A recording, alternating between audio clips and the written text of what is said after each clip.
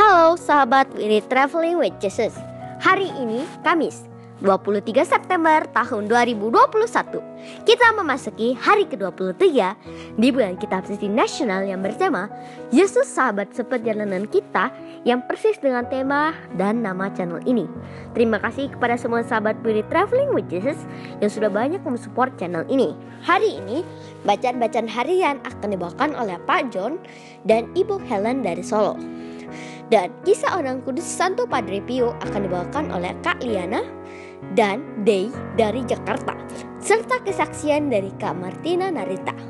Setelah kesaksian, marilah kita berdoa bersama-sama dengan Paus Fransiskus untuk pemulihan dunia dari COVID-19. Saya bersyukur kepada Tuhan karena hari Minggu lalu sudah menerima komuni pertama. Yeay!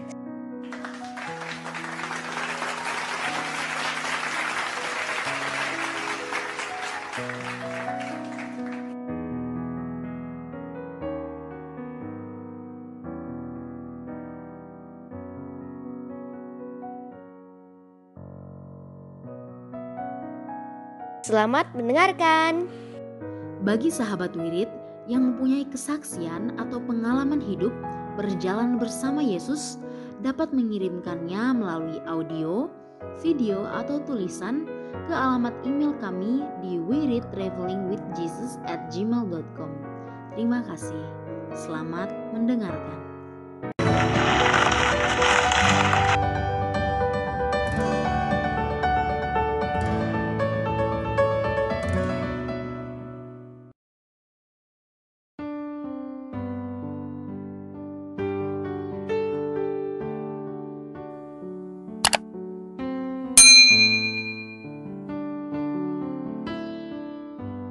Bapak, Ibu, Saudara sekalian, selamat datang di channel Traveling with Jesus, teman baca Alkitab setiap hari bagi Anda semua. Bacaan kami ambil dari kalender liturgi Katolik.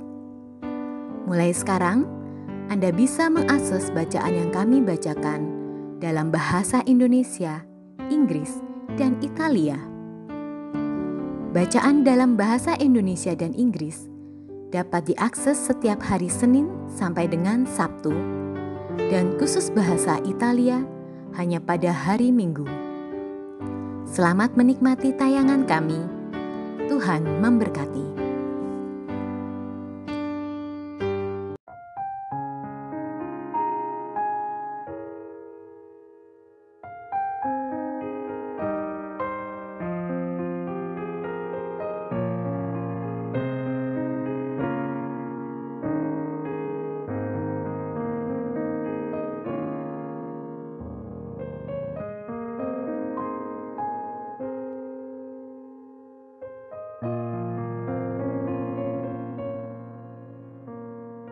Santo Padre Pio dari Pietrelcina. Santo Padre Pio adalah seorang biarawan Fransiskan Kapusin dari biara San Giovanni Rotondo di Foggia, Italia. Ia adalah seorang mistikus gereja Katolik yang hidupnya penuh dengan mujizat dan karunia rohani. Tuhan menganugerahkan kepadanya begitu banyak karunia rohani. Padre Pio memperoleh karunia stigmata, osmogenesia, bilokasi, levitasi, teleportasi, penglihatan, membaca pikiran orang lain, karunia penyembuhan, dan bahkan ia pernah membangkitkan seorang gadis yang sudah dinyatakan meninggal. Setiap hari selalu ada ratusan bahkan ribuan orang yang berusaha untuk bertemu dengannya. Sekilas riwayat hidup, Francesco Forgione dilahirkan pada tanggal 25 Mei 1887 di sebuah kota kecil bernama Pietrelcina, Italia Selatan, dalam wilayah Keuskupan Agung Benevento. Ia adalah anak kelima dari 8 putra-putri keluarga petani Grazio Forgione dan Maria Giuseppa D'Annunzio, Mama Pepa. Mama Pepa mengenangnya sebagai anak yang berbeda dari anak-anak lain sebayanya. Ia tidak pernah tidak sopan ataupun bersikap tidak pantas. Sejak usia 5 tahun, Francesco dianugerahi penglihatan surgawi dan juga mengalami penindasan setan. Ia melihat dan berbicara dengan Yesus dan serta perawan Maria, juga dengan malaikat pelindungnya, sayangnya. Kehidupan surgawi ini disertai pula oleh pengalaman tentang neraka dan setan. Ketika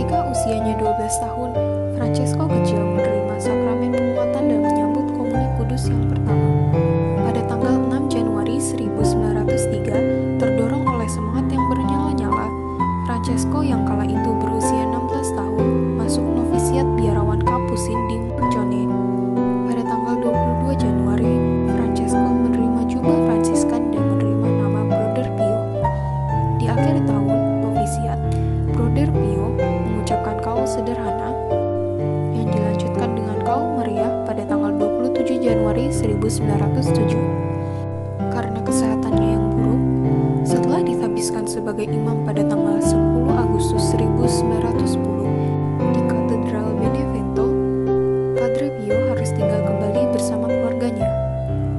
Para dokter yang mendiagnosanya memaklumkan bahwa ia mengidap infeksi paru-paru dan bahwa masa hidupnya hanya tinggal sebulan saja. Meski demikian, setelah 6 tahun bergulat dengan penyakitnya, kesehatan Padre Pio mulai membaik. Pada bulan September 1916, Padre Pio diutus ke rumah biara San Giovanni Rotondo, di mana ia tinggal hingga akhir hayatnya. Bagi Padre Pio, iman adalah hidup. Ia menghendaki segala sesuatu dan mengerjakan segala sesuatu dalam terang iman. Seringkali ia tampak tenggelam dalam doa-doa yang khusyuk. Ia melewatkan siang hari dan sebagian besar malam hari dalam percakapan mesra dengan Tuhan. Padre Pio akan mengatakan, dalam kitab-kitab kita mencari Tuhan, dalam doa kita menemukannya. Doa adalah kunci yang membuka hati Tuhan. Iman membimbingnya senantiasa untuk menerima kehendak Allah yang misterius. Pada tanggal 20 September 1918, sementara berdoa di depan sebuah salib di kapel tua, sekonyong-konyong suatu sosok seperti malaikat memberinya stigmata. Stigmata itu terus terbuka dan mencucurkan darah selama 50 tahun. Dalam surat tertanggal 22 Oktober 1918 kepada Padre Benedetto, pembimbing rohaninya, Padre Pio mengisahkan pengalaman penyalipannya. Apakah yang dapat kukatakan kepadamu mengenai penyalipanku? Tuhan, betapa aku merasa bingung dan malu apabila aku berusaha menunjukkan kepada orang lain apa yang telah Engkau lakukan kepadaku, makhlukmu yang hina dina. Kala itu pagi hari tanggal 20 September, dan aku sedang berada di tempat paduan suara setelah perayaan Misa Kudus. Ketika suatu istirahat, bagaikan suatu tidur yang manis menghampiriku. Segenap indera, lahir maupun batin, pula indera jiwa ada dalam ketenangan yang tak terlukiskan. Ada suatu keheningan mendalam di sekelilingku dan di dalamku. Suatu perasaan damai yang menguasaiku, dan lalu semuanya terjadi dalam sekejap, bahwa aku merasa bebas sepenuhnya dari segala keterikatan. Ketika semuanya ini terjadi, aku melihat di hadapanku suatu penampakan yang misterius, serupa dengan yang aku lihat pada tanggal 5 Agustus. Yang berbeda hanyalah kedua tangan, kaki, dan lambungnya mencucurkan darah. Penglihatan akan dia mengejutkanku. Apa yang kurasakan pada saat itu sungguh tak terkatakan. Aku pikir aku akan mati, dan pastilah aku mati jika Tuhan tidak campur tangan dan memperkuat hatiku yang nyaris meloncat dari dadaku. Penglihatan berakhir dan aku tersadar bahwa kedua tangan, kaki, dan lambungku ditembusi dan mencucurkan darah. Dapat kau bayangkan siksaan yang aku alami sejak saat itu dan yang nyaris aku alami setiap hari. Luka di lambung tak henti-hentinya mencucurkan darah, teristimewa dari Kamis sore hingga Sabtu. Ya Tuhan, aku akan mati karena sakit, sengsara dan kebingungan yang aku rasakan dalam kedalaman lubuk jiwaku. Aku takut aku akan mencucurkan darah hingga mati. Aku berharap Tuhan mendengarkan keluh kesahku dan menarik karunia ini daripadaku. Padre Pio adalah iman pertama yang menerima stigmata Kristus. Para superiornya berusaha merahasiakan kejadian itu. Kendati demikian, berita segera menyebar dan ribuan orang berduyun-duyun datang ke biara yang terpencil itu, baik mereka yang saleh maupun mereka yang sekedar ingin tahu. Sesungguhnya, setiap pagi sejak pukul 4 dini hari, selalu ada ratusan orang dan terkadang bahkan ribuan orang menantinya. Padre Pio tidur tak lebih dari 2 jam setiap harinya dan tak pernah mengambil cuti barang sehari pun selama 5 tahun imamatnya. Ia biasa bangun pagi-pagi buta guna mempersiapkan diri mempersembahkan misa kudus. Setelah misa, Padre Pio biasa melewatkan sebagian besar harinya dalam doa dan melayani sakramen pengakuan dosa. Hidupnya penuh dengan berbagai karunia mistik, termasuk kemampuan membaca batin para peniten, biolokasi, levitasi, dan jamahan yang menyembuhkan. Darah yang mengucur dari stigmatanya mengeluarkan bau harum mewangi atau harum bunga-bungaan. Padre Pio memiliki 2 prakasa dalam 2 arah. arah vertikal kepada Tuhan dengan membentuk kelompok doa pada tahun 1920 yang masih aktif hingga kini dengan 400.000 pendoa yang tersebar di seluruh dunia. Arah horizontal kepada komunitas yang menderita dengan mendirikan sebuah rumah sakit modern, Casa Sollievo della Sofferenza, rumah untuk meringankan penderitaan yang dibuka pada tanggal 5 Mei 1956 dan hingga kini melayani sekitar 60.000 pasien setiap tahunnya. Selama 50 tahun imamatnya, Padre Pio menjalin persatuan yang akrab, mesra dengan Tuhan melalui Ekaristi Kudus. Yang paling luar biasa dalam hidupnya bukanlah mujizat, penyembuhan, ataupun pengobatan orang dengan perantaranya, melainkan pelayanan di altar, mempersembahkan kurban kudus misa, di mana ia menjadi satu dengan Kristus yang tersalib. Padre Pio dengan tulus menganggap diri sebagai tidak berguna, tidak layak, menerima anugerah-anugerah Tuhan, penuh kelemahan dan cacat celah, walau demikian diberkati dengan karunia-karunia ilahi. Di tengah kekaguman orang terhadap dirinya, Padre Pio akan mengatakan, "Aku hanya ingin menjadi seorang biarawan miskin yang berdosa." Sejak masa muda, kesehatan Padre Pio amat rapuh, dan semakin memburuk keadaannya pada tahun-tahun terakhir masa hidupnya. Pada tanggal 23 September 1968, pukul 2.30 dini hari, dalam usia 81 tahun, maut datang menjemputnya dalam keadaan siap lahir batin, damai dan tenang.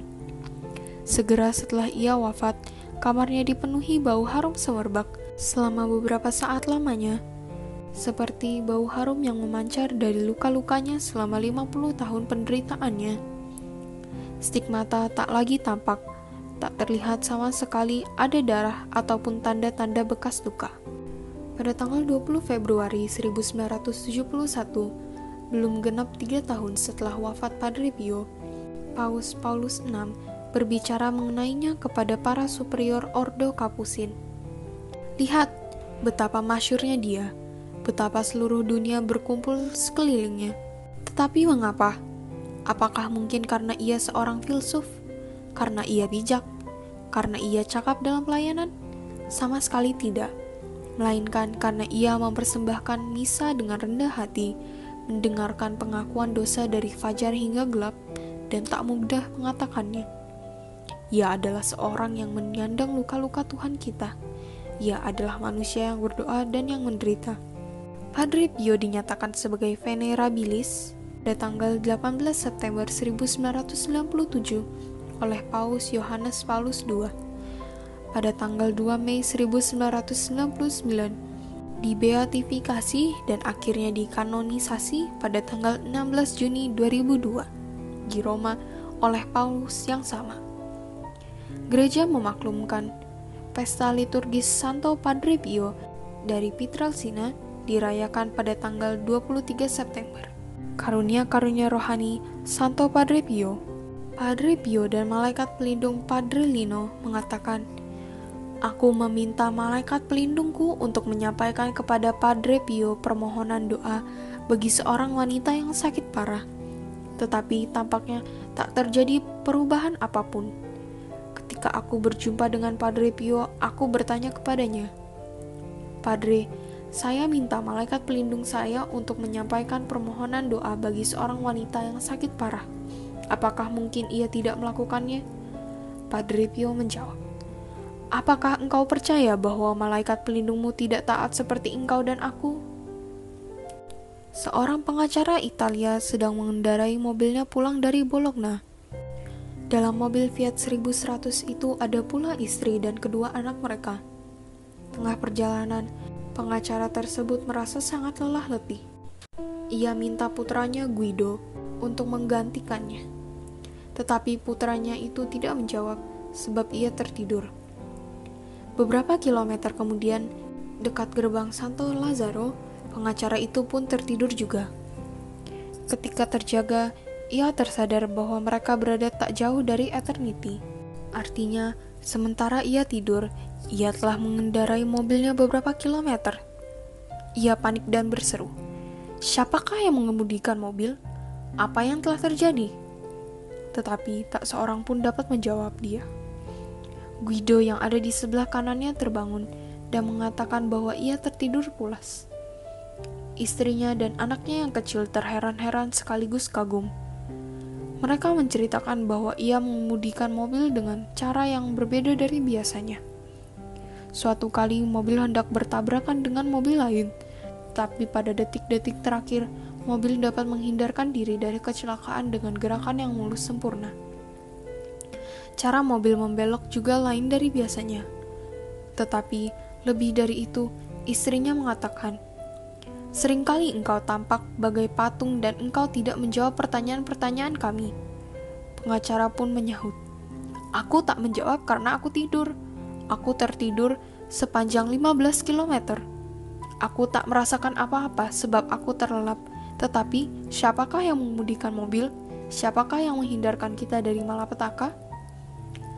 Beberapa bulan kemudian misteri itu pun terungkap, kala sang pengacara mengunjungi Santo Giovanni Rotondo. Begitu melihatnya, Padre Pio segera menegurnya. "Engkau tertidur dan malaikat pelindungmu yang mengemudikan mobil. Mohonlah kepada malaikat pelindungmu agar ia menerangimu dan membimbingmu. Tuhan memberikannya kepadamu untuk alasan ini, sebab itu pergunakanlah dia." Penampakan dan jiwa-jiwa di api penyucian. Padre Pio mulai mendapatkan penampakan semenjak ia masih seorang kanak-kanak. Francesco kecil tidak menceritakannya sebab ia yakin bahwa penampakan demikian merupakan hal yang biasa terjadi pada semua orang. Penampakan tersebut meliputi para malaikat, para kudus, Yesus dan Bunda Maria, tetapi terkadang juga akan setan. Pada hari-hari terakhir bulan Desember 1902, sementara ia merenungkan panggilannya, Francesco mendapatkan suatu penglihatan.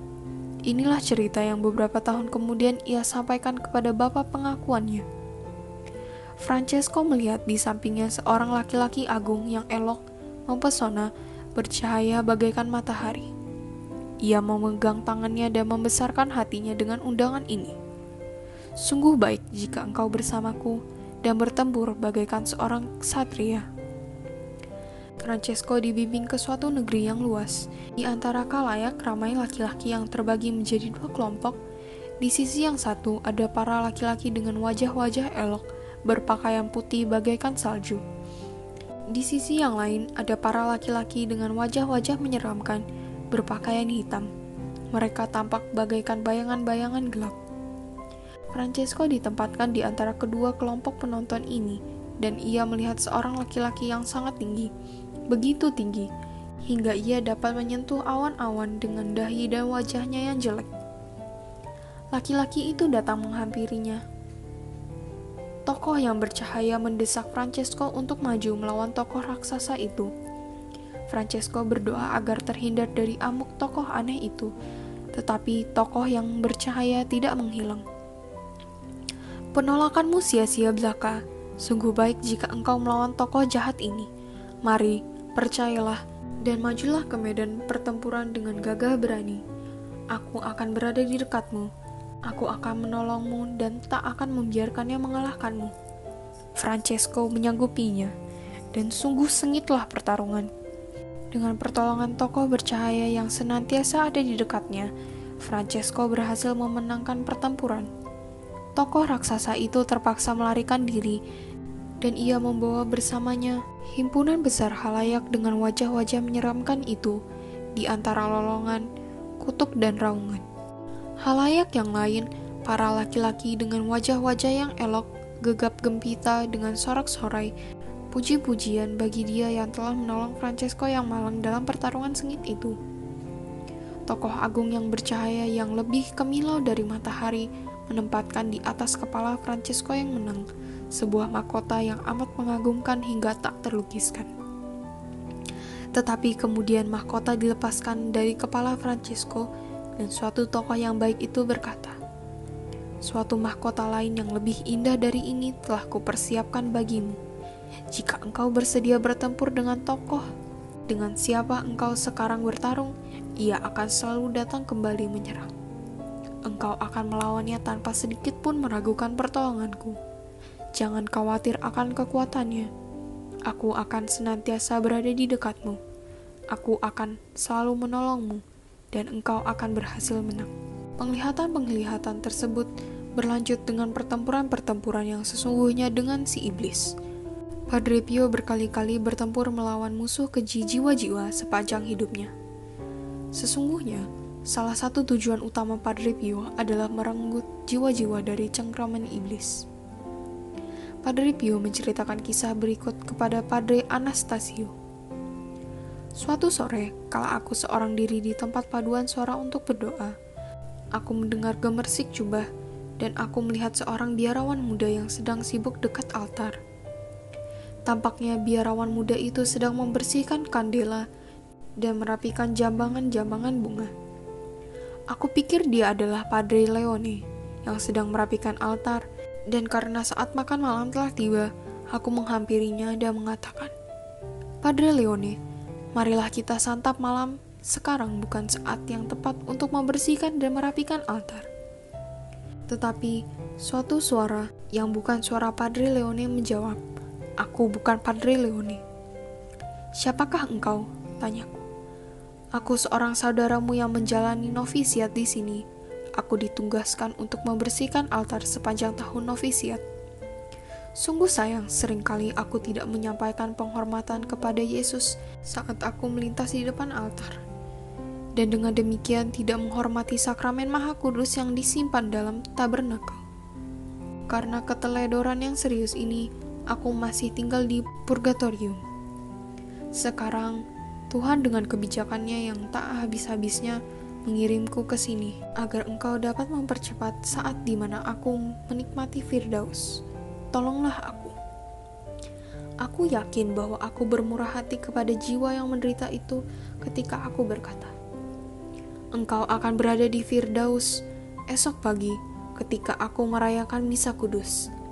Jiwa itu pun berteriak, sungguh kejam. Lalu ia menangis dengan sedihnya dan lenyap. Keluh kesah itu meninggalkan suatu luka yang dalam di hatiku, yang aku rasakan dan akan terus kurasakan sepanjang hidupku. Sesungguhnya, aku dapat segera mengirimkan jiwa menderita itu ke surga, tetapi aku menghukumnya untuk melewatkan semalam lagi dalam api penyucian. Mukjizat. Sungguh sulit mendefinisikan kata mukjizat. Mukjizat dapat dianggap sebagai wujud dari tindakan adi kodrati. Juga dapat kita katakan bahwa mukjizat adalah fenomena di mana hati tunduk pada kekuatan batin, kehendak Tuhan. Kehidupan Padre Pio penuh dengan mukjizat, tetapi kodrat dari mukjizat itu sendiri selalu ilahi. Oleh sebab itu, Padre Pio mengundang orang untuk mengucap syukur kepada Tuhan, satu-satunya sumber mukjizat. Keponakan Nyonya Cleonis yang adalah anak rohani Padre Pio mengisahkan, dalam masa Perang Dunia Kedua, keponakanku menjadi tawanan. Kami tidak mendengar kabar berita mengenainya selama setahun, dan semua orang yakin bahwa ia telah tewas. Orang tuanya sangat khawatir mengenai putra mereka. Suatu hari, ibunya menemui Padre Pio dan berlutut di hadapan sang biarawan yang sedang duduk dalam kamar pengakuan. Saya mohon Padre, katakanlah, apakah putra saya masih hidup? Saya tak akan pergi sebelum Padre menjawab saya. Padre Pio menaruh simpati padanya. Tampak butir-butir air mata menetes di wajahnya saat ia mengatakan, berdirilah dan pergilah dalam damai. Beberapa hari kemudian, tak tahan lagi melihat duka cita kedua orang tua tersebut, maka aku memutuskan untuk meminta Padre Pio melakukan suatu mukjizat. Dengan kepercayaan penuh, aku mengatakan, Padre, saya hendak menulis sepucuk surat kepada keponakan saya, Giovannino. Saya hanya akan menuliskan namanya saja pada sampul surat, sebab kami tidak tahu di mana ia berada. Padre dan malaikat pelindungmu akan membawa surat ini kepadanya, dimanapun ia berada. Padre Pio tidak menjawab. maka aku menulis surat. Sore hari, sebelum tidur, aku meletakkan surat itu di atas meja yang terletak di samping tempat tidur. Keesokan harinya, dengan terkejut, heran bercampur takut, aku mendapati bahwa surat itu tidak lagi ada di sana. Aku pergi untuk menyampaikan terima kasih kepada Padre Pio, dan ia mengatakan, "Berterima kasihlah kepada Santa Perawan Maria." Hampir 15 hari kemudian, keponakan kami mengirim balasan surat. Maka bergembiralah semua orang dalam keluarga kami dan mengucapkan syukur terima kasih baik kepada Tuhan maupun kepada Padre Pio. Paulina yang dibangkitkan kembali. Seorang wanita di San Giovanni Rotondo bernama Paulina sungguh teramat baik dan saleh, hingga Padre Pio mengatakan mustahil mendapatkan dosa dalam jiwanya untuk diampuni. Dengan kata lain, ia hidup untuk menuju surga. Di akhir masa Prapaskah, Paulina sakit parah. Para dokter mengatakan bahwa tidak ada lagi harapan hidup baginya. Suami dan kelima anaknya pergi ke biara untuk berdoa bersama Padre Pio dan meminta sang biarawan untuk melakukan sesuatu atasnya. 2 dari kelima anak itu menarik-narik jubah Padre Pio sembari menangis, sehingga Padre Pio marah. Tetapi ia berusaha menghibur mereka dan berjanji untuk mendoakan mereka, tak lebih dari itu. Beberapa hari kemudian, di awal jam ke-7, sikap Padre Pio berubah. Sesungguhnya Padre memohonkan kesembuhan bagi Paulina dan mengatakan kepada semua orang, ia akan bangkit pada hari raya Paskah. Tetapi pada hari Jumat Agung, Paulina tidak sadarkan diri dan mengalami koma. Pada hari Sabtu, setelah beberapa jam menderita, Paulina akhirnya meninggal dunia. Sebagian kerabatnya mengambil gaun pengantinnya untuk dikenakan pada jenazahnya sesuai tradisi kuno negeri itu. Sebagian kerabat lainnya lari ke biara untuk memohon Padre Pio melakukan mukjizat. Padre hanya menjawab, ia akan bangkit, dan lalu berjalan menuju altar untuk mempersembahkan misa kudus.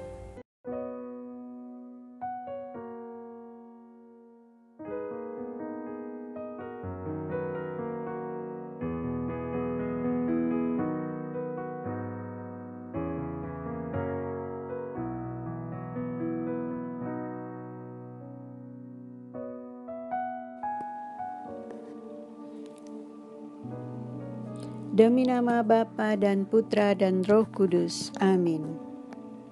Datanglah ya Roh Kudus, datanglah dengan kekuatan hati Santa Perawan Maria yang tidak bernoda mempelaimu yang terkasih. Datanglah, bimbinglah kami, hiburlah kami.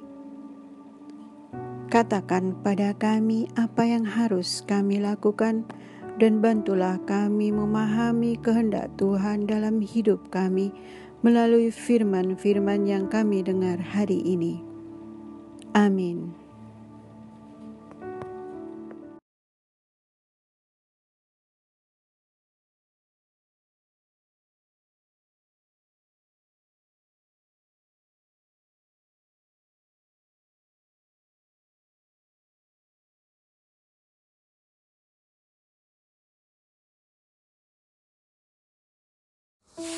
Bacaan pertama, pembacaan dari Nubuat Hagai. Bangunlah rumah Tuhan, dan aku akan berkenan menerimanya. Pada tahun kedua pemerintahan Raja Darius, pada hari pertama bulan ke-6, datanglah sabda Tuhan dengan perantaraan Nabi Hagai kepada Zerubabel bin Sealtiel, Bupati Yehuda, dan kepada Yosua bin Yosadak, Imam Besar. Bunyinya, Beginilah sabda Tuhan semesta alam. Bangsa ini berkata, sekarang belum tiba waktunya untuk membangun kembali rumah Tuhan. Maka datanglah sabda Tuhan dengan perantaraan Nabi Hagai.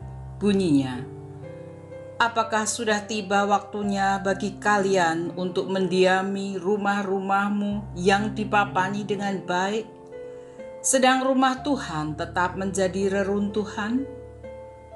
Oleh sebab itu, beginilah sabda Tuhan semesta alam. Perhatikanlah keadaanmu. Kalian menabur banyak, tetapi membawa pulang hasil sedikit. Kalian makan, tetapi tidak sampai kenyang. Kalian minum, tetapi tidak sampai puas. Kalian berpakaian, tetapi badanmu tidak menjadi hangat. Dan orang yang bekerja untuk upah, ia bekerja tetapi upahnya ditaruh dalam pundi-pundi yang berlubang. Beginilah sabda Tuhan semesta alam. Perhatikanlah keadaanmu. Maka naiklah ke gunung, bawalah kayu, dan bangunlah rumah Tuhan. Maka aku akan berkenan menerimanya, dan akan menyatakan kemuliaanku di situ. Demikianlah sabda Tuhan.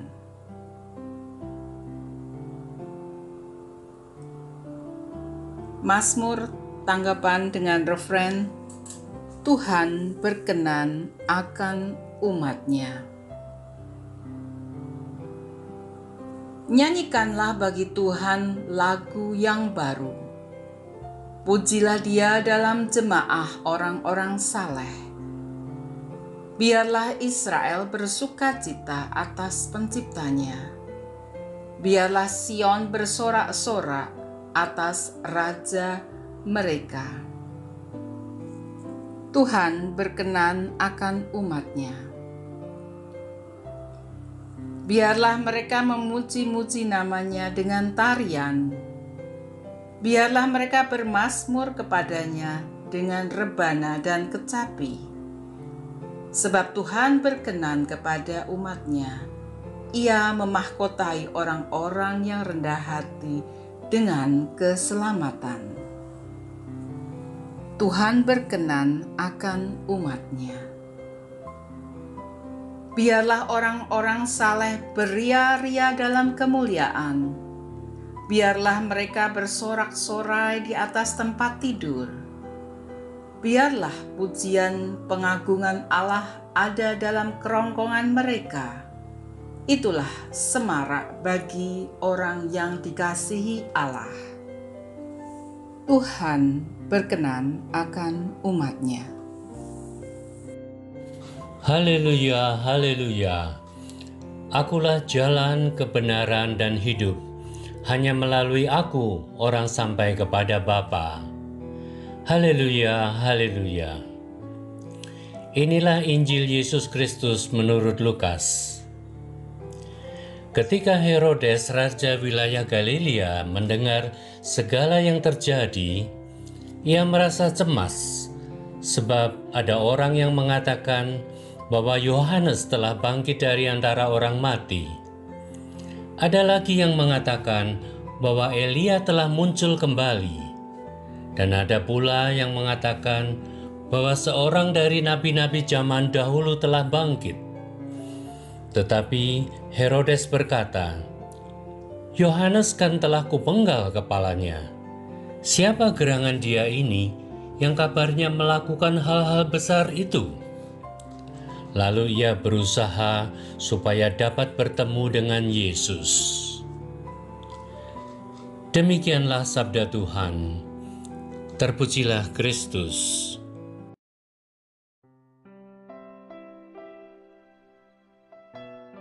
Halo semuanya, salam jumpa dengan saya Kak Tina dari We Read Traveling with Jesus.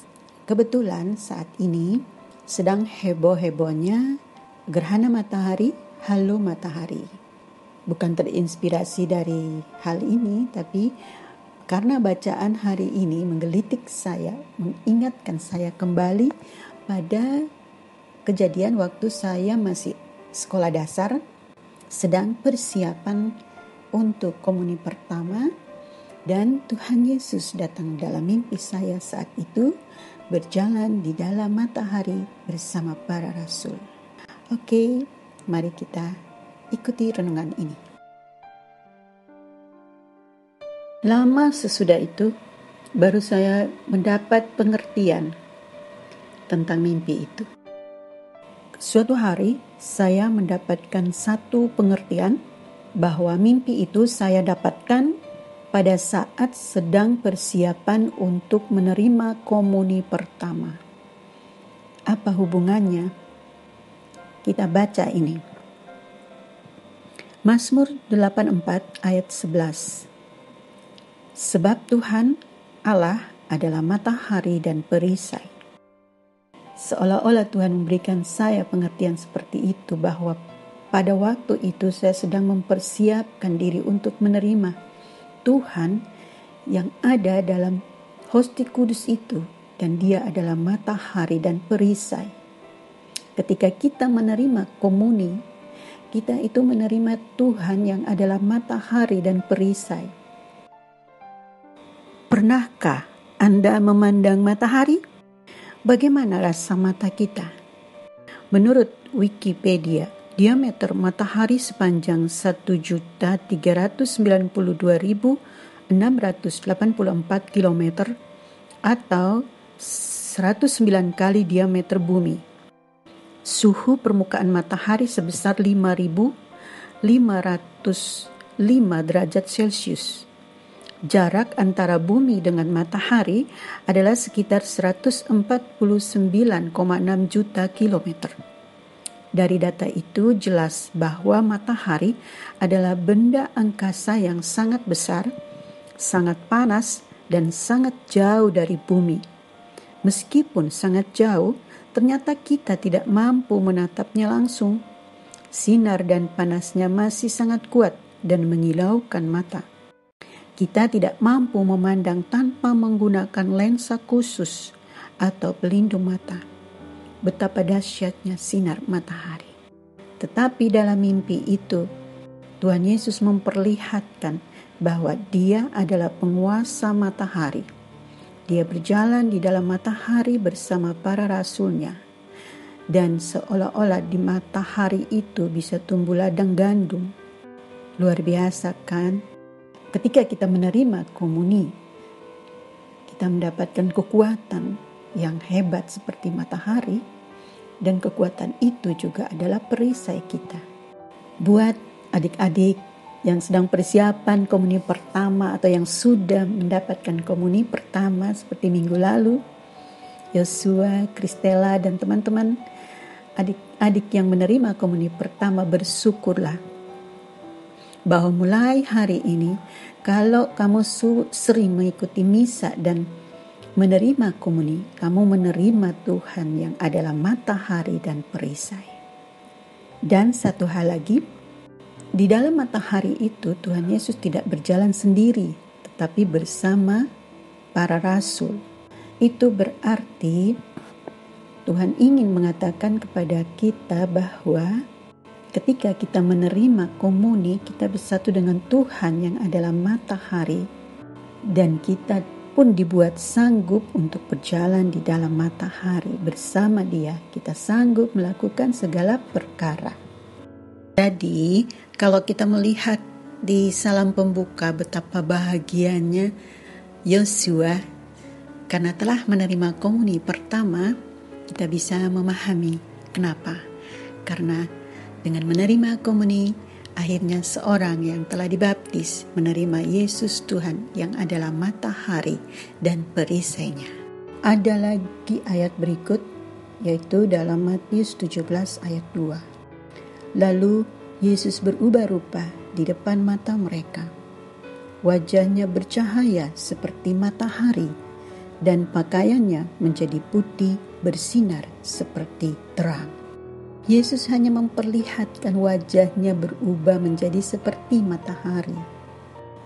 Itu saja sudah membuat para rasulnya gentar. Apalagi kalau berubah seluruhnya kan. Yesus adalah matahari. Kepada para rasul, ia memperlihatkan wajahnya yang bersinar seperti matahari. Kepada Santo Fransiskus Assisi dan Santo Padre Pio, menurut kisahnya, ketika mereka mendapat stigmata, keluar sinar yang tajam seperti matahari dari tangan, kedua tangan Yesus, lalu dari kakinya dan dari jantung, dari hatinya. Keluar sinar yang tajam, terasa seperti matahari yang membakar tangan, kedua telapak tangan Santo Fransiskus dan Padre Pio ketika mereka mendapat stigmata. Nah, sejak saat itu kadang-kadang tangan dan kaki mereka itu terluka seperti luka-luka Yesus di waktu disalib. Kepada Santa Maria Alacoque yang mendapat penampakan untuk hati kudus Yesus, hati Yesus tampak bernyala-nyala seperti api. Ya, itu ada di gambar ya.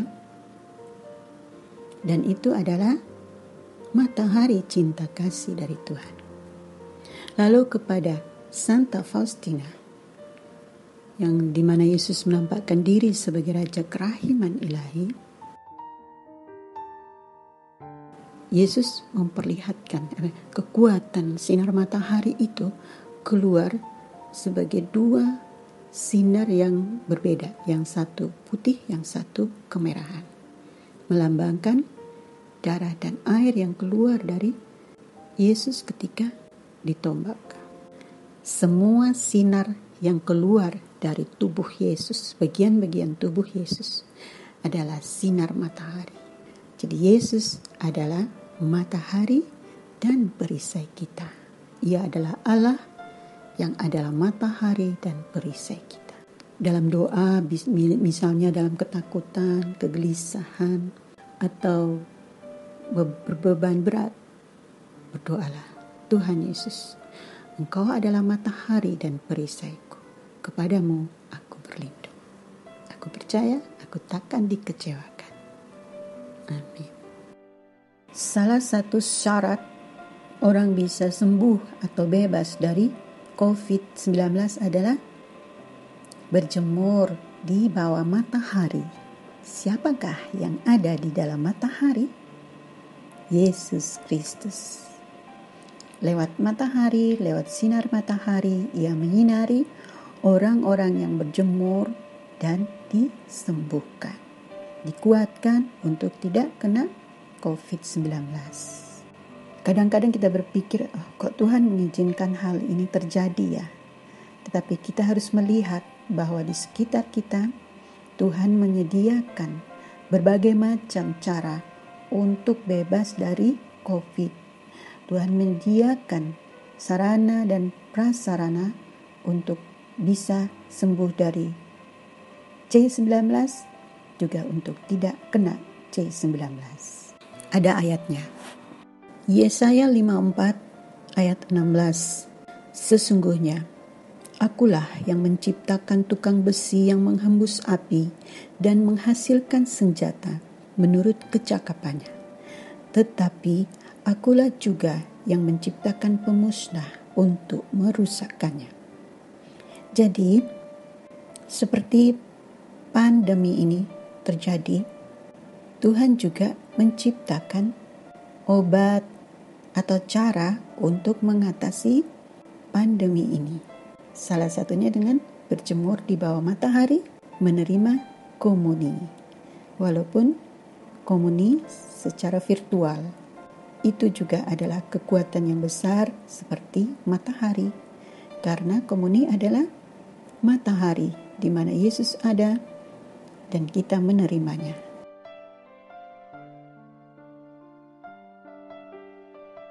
Langit menceritakan kemuliaan Allah, dan cakrawala memberitakan karya tangannya.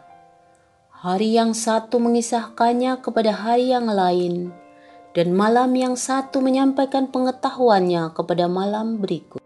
Langit yang begitu kita lihat luas, Dia itu walau tanpa suara menceritakan kemuliaan Allah dan cakrawala yang begitu indah dan besar, tanpa suara memberitakan karya tangan Tuhan.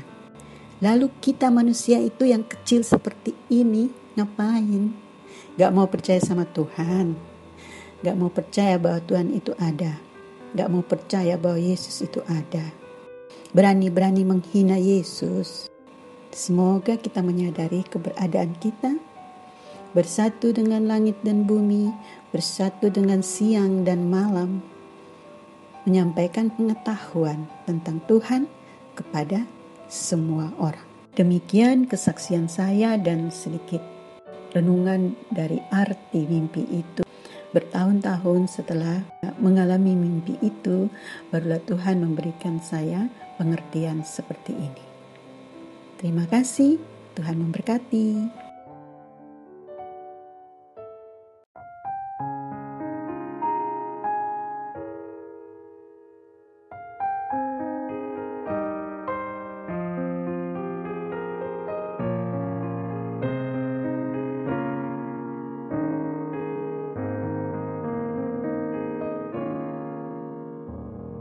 Santo Padre Pio.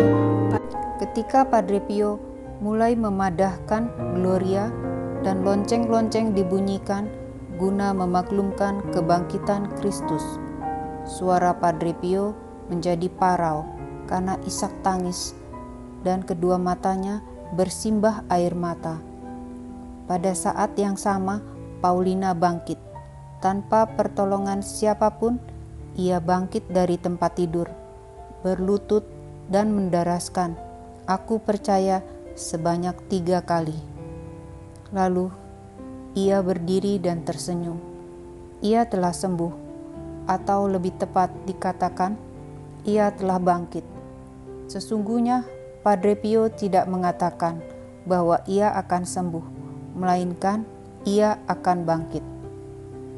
Ketika ditanyakan kepadanya apa yang terjadi selama masa ia meninggal dunia, wanita itu menjawab, "Aku naik, dan ketika aku masuk ke dalam suatu terang yang kemilau, aku harus kembali." Wanita yang penuh devosi. Seorang wanita mengisahkan, "Pada tahun 1952, kandunganku normal, tetapi pada saat melahirkan timbul masalah. Putraku dilahirkan dengan komplikasi dan aku membutuhkan transfusi darah. Karena darurat dan tergesa, mereka tidak memeriksa dengan benar golongan darah yang aku butuhkan, darahku O, tetapi mereka memberikanku darah A. Konsekuensinya amat fatal, demam tinggi, kejang-kejang, penyempitan paru-paru, di samping masalah-masalah kesehatan lainnya. Seorang imam bahkan dipanggil untuk memberiku viaticum. Imam harus memberikan hosti kudus dengan sedikit air sebab kondisiku sangatlah buruk. Kala kerabatku mengantarkan imam keluar, aku tinggal seorang diri. Saat itulah Padre Pio menampakkan diri kepadaku dengan menunjukkan stigmata di kedua tangannya. Katanya, "Aku Padre Pio, engkau tidak akan mati. Marilah bersamaku mendaraskan doa Bapa kami, dan di kemudian hari engkau akan datang ke San Giovanni Rotondo untuk menemuiku." Dampak dari penampakan itu adalah sebagai berikut. Aku diambang ajal beberapa menit sebelumnya dan beberapa menit kemudiannya. Aku bangkit, berdiri dan duduk. Ketika para kerabat datang kembali ke kamarku, mereka mendapatiku sedang berdoa. Aku mengajak mereka untuk berdoa bersamaku dan aku menceritakan penglihatan itu kepada mereka. Kami berdoa bersama dan kesehatanku mulai pulih kembali. Segenap dokter yakin bahwa suatu mukjizat telah terjadi. Aku pergi ke San Giovanni Rotondo beberapa bulan kemudian guna menyampaikan terima kasih kepada Padre Pio. Aku bertemu muka dengannya dan ia mengulurkan tangannya agar aku dapat menciumnya. Sementara aku berterima kasih kepadanya, tercium olehku bau harum Padre Pio yang termasyhur itu. Kata Padre, engkau dianugerahi mukjizat, tetapi janganlah berterima kasih kepadaku. Hati Yesus yang Maha Kudus yang telah mengutusku untuk menyelamatkanmu, sebab engkau berdevosi kepada hatinya yang Maha Kudus. Engkau juga setia menjalankan 9 Jumat pertama dalam bulan. Indra Adikodrati. Banyak orang kudus dalam gereja Katolik memiliki karisma yang memampukan mereka mengetahui sesuatu yang jauh, atau melihat masa depan, atau melihat serta merasakan sesuatu di tempat yang jauh dengan mempergunakan panca indera dan kemampuan intelektual normal mereka. Padre Pio memiliki karisma indra adikodrati ini. Hanya dengan melihat seseorang, ia dapat melihat ke dalam bagian-bagian jiwanya yang paling rahasia. Seorang wanita datang dari Inggris untuk mengakukan dosanya kepada Padre Pio. Ia pergi ke kamar pengakuan, tetapi Padre Pio menutup jendelanya seraya berkata, "Aku tidak dapat melayanimu." Wanita itu tinggal beberapa minggu lamanya, dan sepanjang waktu itu, setiap hari ia kembali datang ke kamar pengakuan, dan setiap hari ia kembali ditolak. Pada akhirnya, Padre Pio mau mendengarkan pengakuan dosanya. Wanita itu bertanya kepada Padre Pio, "Mengapakah Padre membuatnya menunggu begitu lama agar dapat mengaku dosa?" Padre Pio menjawab, "Dan engkau sendiri, berapa lama engkau telah membiarkan Tuhan kita menunggu? Seharusnya lah engkau heran bahwa Yesus mau menyambutmu setelah engkau melakukan begitu banyak sakrilegi. Engkau telah menunda-nunda pengakuanmu selama bertahun-tahun. Di samping itu, walau engkau berdosa terhadap suamimu dan terhadap ibumu, engkau tetap menyambut komuni kudus dalam keadaan dosa berat." Wanita itu terperanjat dan ia sungguh menyesal. Ia menangis ketika menerima absolusi.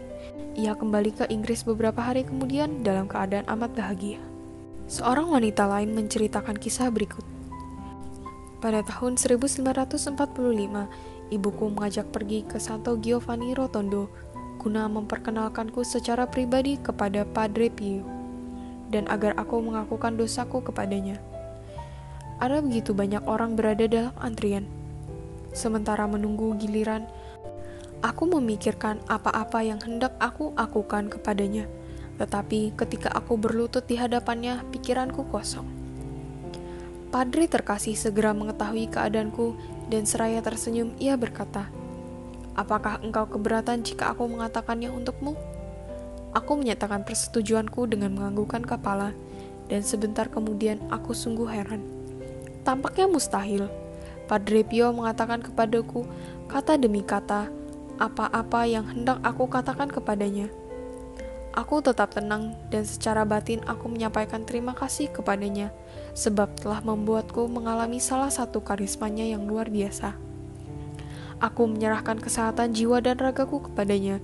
Ia menjawab, "Aku akan menjadi bapa rohanimu untuk selamanya."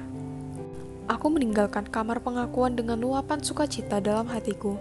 Sementara aku dalam perjalanan pulang dalam kereta dan di sepanjang jalan, tercium olehku harum semerbak bunga-bungaan yang tak akan pernah mungkin terlupakan olehku. Harum surgawi. Beberapa orang kudus dianugerahi karunia yang dikenal sebagai harum kekudusan. Fenomena ini disebut osmogenesia. Karunia ini memampukan orang untuk mengenali kehadiran orang kudus tersebut melalui bau harum yang khas. Santo Padre Pio dianugerahi harum tanda kesucian yang disebut harum kekudusan. Sebab itu, orang yang berada di dekatnya dapat seringkali mencium harumnya yang khas. Bau harum ini kerap kali terpancar dari tubuhnya, atau dari benda-benda yang disentuhnya, atau dari pakaiannya. Terkadang bau harum ini dapat tercium pada tempat-tempat yang ia lalui. Biarawan Modestino mengisahkan, suatu ketika aku melewatkan masa liburku di Santo Giovanni Rotondo, aku pergi kepada Padre Pio di sakristi pagi untuk melayani misa kudus. Tetapi biarawan-biarawan lain telah ada di sana, saling berdebat di sakristi mengenai siapa yang boleh mendapatkan hak istimewa ini. Padre Pio menyela perdebatan mereka dengan mengatakan, hanya dia yang akan melayani misa kudus. Dan Padre Pio menunjuk padaku. Aku menyertai Padre Pio menuju altar Santo Fransiskus. Aku menutup pintu dan mulai melayani misa kudus dalam kehikmatan yang luar biasa. Ketika misa sampai pada bagian Sanctus, tiba-tiba aku rindu mencium lagi bau harum tak terlukiskan yang tercium olehku saat aku mencium tangan Padre Pio. Kerinduan itu segera terpenuhi dan seolah aku mabuk oleh harum Santo Padre Pio. Keharuman itu semakin dan semakin merebak, begitu rupa hingga wewangian itu membuatku bernapas secara tak teratur. Aku menyandarkan tanganku pada rel komuni agar tak jatuh. Aku nyaris tak sadarkan diri ketika secara batin aku mohon pada Padre Pio untuk menyelamatkanku dari rasa malu di hadapan umat. Tepat saat itu, bau harum pun lenyap. Sore hari, sementara aku menyertai Padre Pio ke kamarnya, aku minta penjelasan Padre Pio mengenai fenomena yang terjadi. Jawabnya, anakku, aku tak dapat menjelaskannya, adalah campur tangan Tuhan untuk mengizinkan seseorang mencium bau harum itu kapanpun seperti yang dikehendakinya. Seorang laki-laki bertemu dengan Padre Pio melalui serangkaian peristiwa aneh yang tak terduga. Ia bercerita, pertama kali aku mendengar orang berbicara mengenai biarawan religius yang luar biasa ini adalah setelah masa perang. Seorang temanku kenal baik dengan Padre. Ia berbicara antusias mengenainya. Tetapi aku berkata kepada diriku sendiri bahwa cerita-ceritanya mengenai orang kudus ini agak sedikit berlebihan. Jadi harus kuakui bahwa reaksi pertamaku adalah acuh dan tak percaya. Begitu pula ketika temanku menceritakan berbagai fenomena yang terjadi melalui Padre Pio, terutama mengenai bau harum itu. Banyak orang menyatakan mencium aroma wewangian, bahkan ketika mereka tidak berada dekat sang biarawan yang kudus itu. Dapat kalian bayangkan betapa tercengangnya aku ketika hal ini mulai terjadi pula padaku. Akan tercium olehku aroma violet di tempat-tempat yang tak lazim, di mana bahkan tak didapati tanda-tanda akan adanya bunga di sana. Aku mulai terheran-heran akan diriku sendiri. Aku mulai meragukan indraku.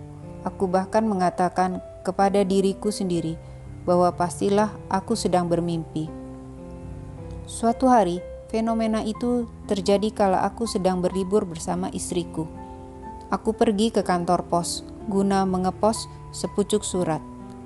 Kantor pos tersebut tidak biasa mempergunakan pengharum ruangan, dan setauku tak ada kantor pos yang demikian. Tapi sekonyong-konyongnya dan tak mungkin salah tercium olehku harum bunga violet. Mencium wangi itu, istriku bertanya, "Dari manakah bau harum ini berasal?" Dengan terkejut, aku bertanya, "Apakah engkau menciumnya juga?" Lalu, kuceritakan kepada istriku mengenai Padre Pio dan mengenai aroma wangi-wangian khas yang menyertai kehadirannya. Aroma ini dapat tercium, bahkan jika orang berada jauh dari Padre yang baik itu. Istriku tersentuh, lalu katanya, "Jika aku adalah engkau, sekarang juga aku akan berangkat ke San Giovanni Rotondo." Maka keesokan harinya kami pun berangkat. Kami berjumpa dengan Padre Pio dan ia berkata kepadaku, "Ah, inilah dia pahlawan kita. Betapa aku bersusah payah memanggilmu untuk datang kemari." Hari itu juga aku beroleh kesempatan untuk berbicara secara pribadi dengan Padre Pio. Sejak saat itu hidupku berubah. Surat kepada Padre Agustino tertanggal 18 November 1912. Musuh tak hendak membiarkanku tenang. Terus-menerus ia menyerangku. Ia berusaha meracuni hidupku dengan jebakan-jebakan setan. Pastilah ia sedih, sebab aku menceritakan kenyataan-kenyataan ini kepadamu. Padahal ia menyuruhku untuk merahasiakannya darimu. Ia mengatakan kepadaku untuk menceritakan kepadamu hanya kunjungan-kunjungan baik yang aku terima. Sesungguhnya ia mengatakan bahwa engkau hanya menyukai cerita-cerita yang demikian. Pastor telah diberitahu mengenai pertempuran yang kuhadapi melawan roh-roh jahat ini. Dan mengenai surat-suratmu, ia menyarankan agar aku membuka surat hanya di hadapannya. Sebab itu, ketika suratmu yang pertama tiba, aku pergi membukanya di kantornya. Tetapi begitu aku membuka surat di hadapan pastor, kami mendapati bahwa seluruh surat ternoda dengan tinta. Apakah ini balas dendam si iblis? Aku tak percaya bahwa engkau mengirimkan surat dalam keadaan demikian kepadaku, teristimewa karena engkau tahu bahwa penglihatanku kurang baik. Pada mulanya kami tak dapat membaca surat itu. Lalu kami menempatkan sebuah salib di atasnya, dan barulah kami dapat membaca, setidak-tidaknya sebagian dari isinya. Surat kepada Padre Agustino tertanggal 13 Februari 1913. Sekarang, 22 hari telah berlalu sejak Yesus mengizinkan setan melampiaskan murkanya atasku. Padre, sekujur tubuhku memar karena hajaran yang aku terima hingga sekarang ini dari musuh kita. Beberapa kali terjadi, mereka bahkan merobek pakaianku agar mereka dapat menghajar langsung ke dagingku. Surat kepada Padre Agustino tertanggal 5 November 1912.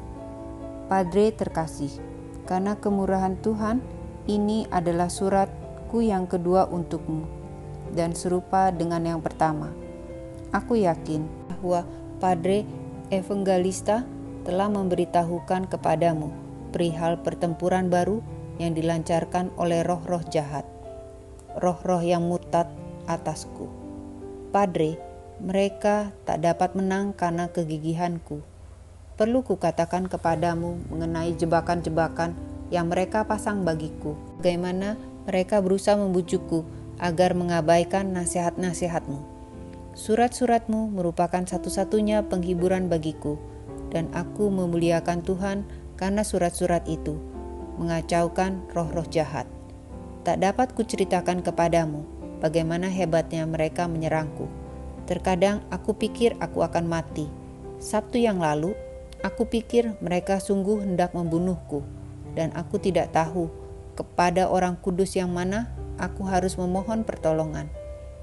Aku berpaling kepada malaikatku, tetapi ia sengaja lambat. Pada akhirnya ia datang terbang sekelilingku dan memadahkan puji-pujian kepada Tuhan dengan suara malaikatnya. Kemudian terjadilah satu dari peristiwa yang biasa terjadi. Aku menegurnya dengan keras karena keterlambatannya. Sementara aku memanggilnya dengan sungguh memohon pertolongan. Guna menghukumnya, sengaja aku tak mau bertatap muka dengannya, ingin agar dia menjauh dariku. Tetapi makhluk malang itu akhirnya meluluhkan hatiku dengan menangis, dan ketika aku menatapnya, aku mengerti bahwa ia sungguh menyesal. Surat kepada Padre Benedetto tertanggal 18 Maret 1913. Setan-setan ini tak kunjung henti menganiayaku, bahkan menjungkirkanku dari tempat tidur. Mereka bahkan merobek pakaianku guna menghajarku. Tetapi sekarang mereka tak lagi menakutkanku. Yesus mengasihiku. Kerap kali ia mengangkatku dan membaringkanku kembali di atas tempat tidur. Setan melampaui segala batas kelicikan tipu muslihat ketika ia datang kepada Padre Pio dengan menyamar sebagai seorang peniten. Padre Pio menceritakannya sebagai berikut. Suatu hari, sementara aku sedang mendengarkan pengakuan dosa, seorang laki-laki datang ke kamar pengakuan di mana aku berada. Ia tinggi, tampan, pakaiannya anggun. Ia halus budi bahasanya dan sopan. Ia mulai mengakukan dosa-dosanya yang bermacam ragamnya, menentang Tuhan, menentang manusia, dan menentang moral. Segala dosa-dosanya itu sungguh teramat menjijikan.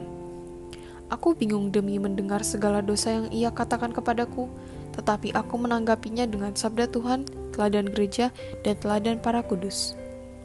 Namun peniten yang misterius ini menyanggahku kata demi kata, membenarkan dosa-dosanya, senantiasa dengan kefasihannya dan kesopanannya yang luar biasa. Ia membenarkan diri atas segala dosanya, membuatnya kedengaran normal dan biasa, bahkan logis pada tingkat manusia. Ia juga bersikap demikian terhadap dosa-dosa mengerikan melawan Tuhan. Santa Perawan Maria dan para kudus senantiasa menggunakan argumentasi kurang ajar yang berputar-putar. Ia meneruskannya bahkan dengan dosa-dosa busuk yang hanya muncul dalam benak seorang yang paling berdosa. Jawaban-jawaban yang disampaikannya kepadaku dengan kehalusan budi, bahasa yang keji, sungguh mencengangkanku. Aku bertanya-tanya, siapakah dia ini? Dari latar belakang apakah ia berasal? Dan aku berusaha memandangnya guna membaca sesuatu pada wajahnya. Pada saat yang sama, aku juga memusatkan diri pada setiap kata yang ia ucapkan, berusaha menemukan suatu petunjuk mengenai identitasnya. Tetapi sekonyong-konyong melalui terang batin yang jelas dan nyata, aku mengenalinya dengan pasti siapa dia. Dengan suara penuh wibawa, aku berkata kepadanya, "Katakan hidup Yesus, hidup Maria." Segera setelah aku mengucapkan nama-nama manis yang penuh kuasa ini, seketika itu juga setan lenyap dalam suatu percikan api, meninggalkan bau busuk yang tak tertahankan.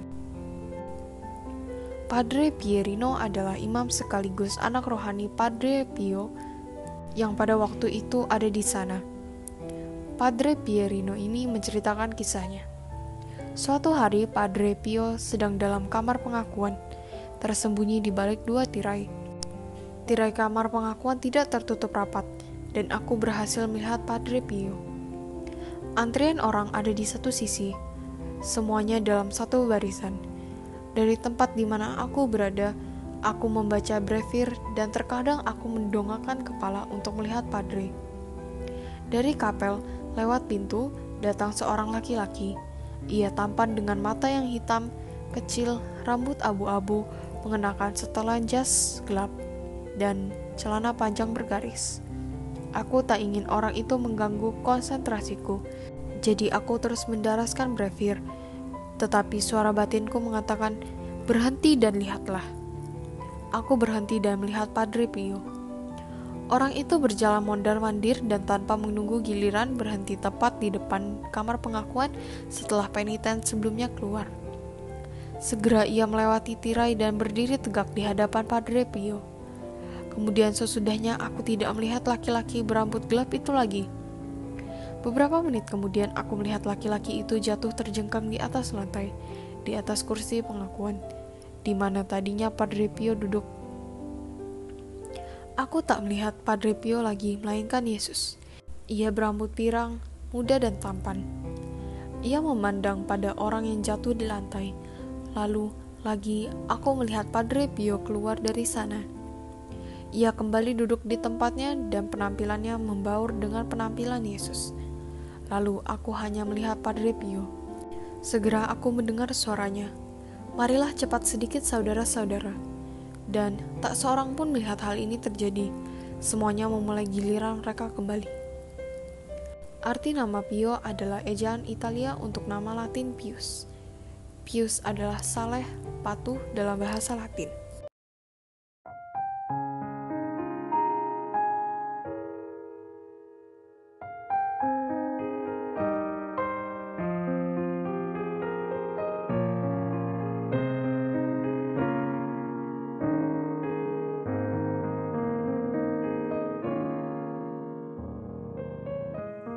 Doa dalam masa pandemi bersama Paus Fransiskus. Kami datang ke dalam rengkuhan tangan-Mu, O Bunda Allah yang tersuci.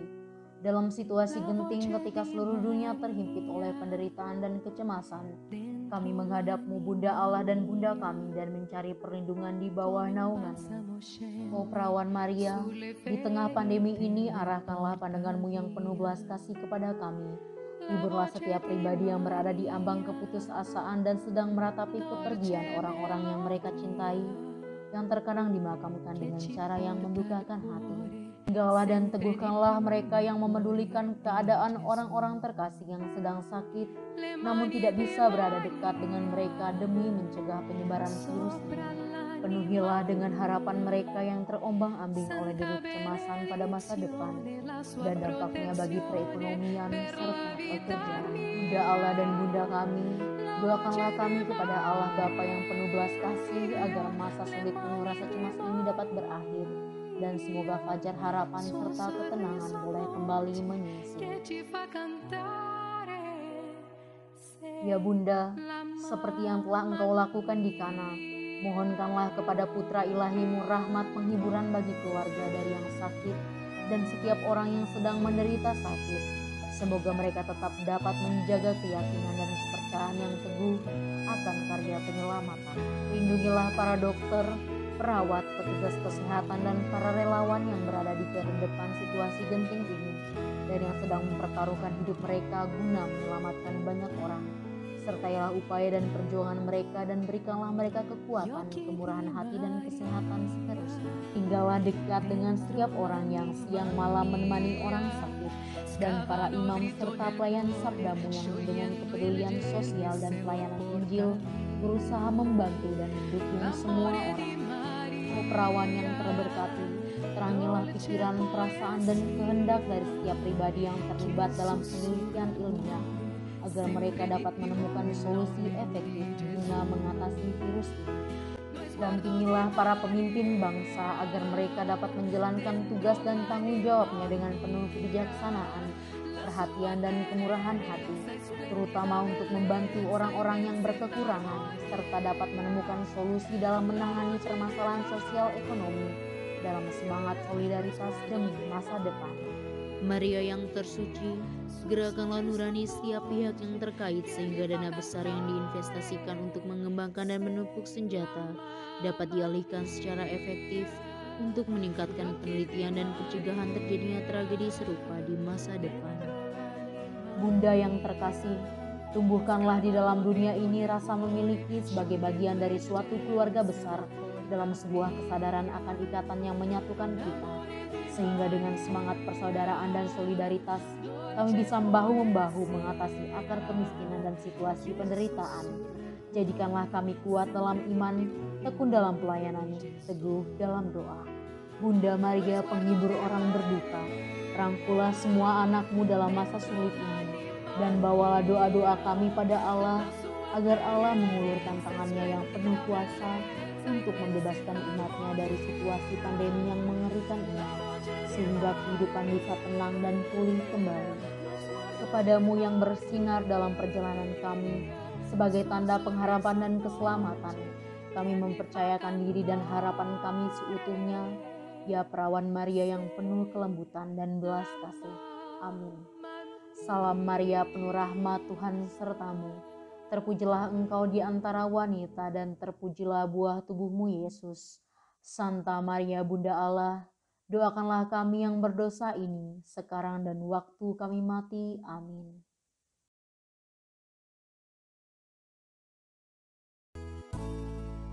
Semoga melalui pengorbanan Yesus di kayu salib dan doa-doa Bunda Maria, kita semua dibebaskan dari kutukan, dipenuhi dengan sukacita, cinta, dan memperoleh berkat Abraham yang Tuhan berkati dalam segala hal, peninggian, kesehatan, kemampuan untuk bertahan dalam penderitaan dan tetap berbuah, kesejahteraan, kemenangan, rendah hati, dan perkenanan Tuhan.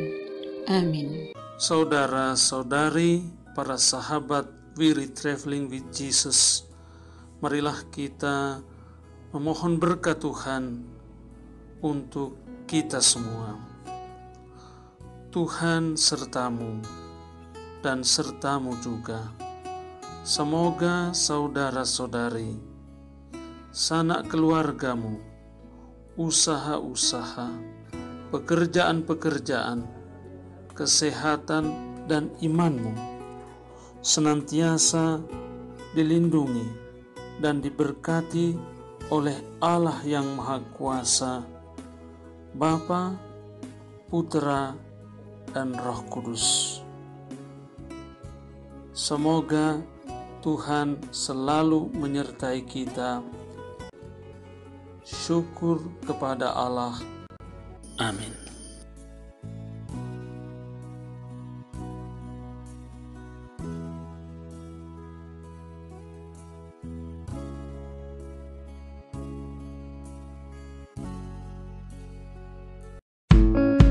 Demikian bacaan hari ini. Terima kasih sudah menonton. Jangan lupa subscribe, like kami di Facebook, dan follow kami di Instagram. We Read Traveling with Jesus. Sampai jumpa lagi di video selanjutnya.